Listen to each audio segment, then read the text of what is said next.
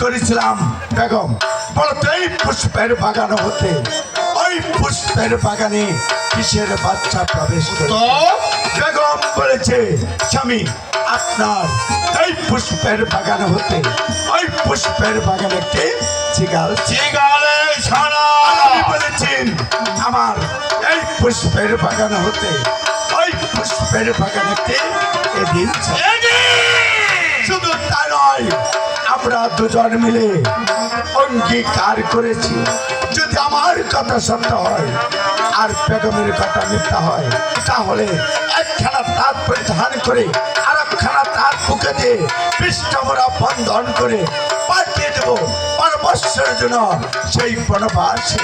আর যদি বেগমের কথা সত্য হয় আমার কথা মিথ্যা হয় তাহলে এই রাজকে পোশাক ছেড়ে দে ভিক্ষার ঝুলি কাঁধে নিয়ে হয়ে যাবো সেই পাড়ার ফকির।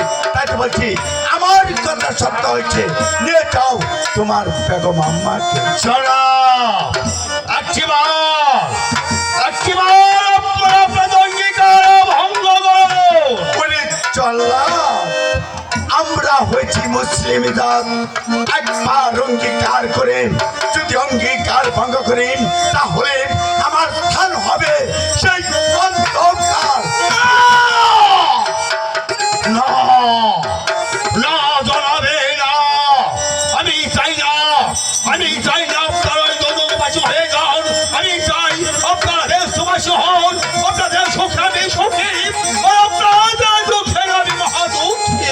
বলি চল্লা যদি আমার সুখেই তুমি সুখে হও আর আমার দুঃখেই যদি দুঃখে হও তাহলে এই মুহূর্তে তোমার বেগম আম্মাকে চিহ্নিত করে নিয়ে যাও, রেখে আসো সেই বনবাস। অপরাধ মার্জনা গুঞ্জনা আমি পারবো না,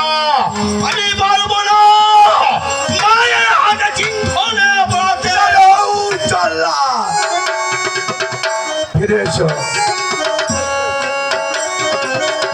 চল্লা বলুন। আমার চাকরি ছেড়ে দিয়ে চলে যাচ্ছ, হ্যাঁ জোড়া আমার চাকরি ছেড়ে দিয়ে কি করে খাবে? জোড়া আপনারও চাকরি ছেড়ে দিয়ে আমি কি আমার একে পেটে ভাত ধরতে না পারি, মানুষের দরে দিন মজুরি হাঁটবো, তা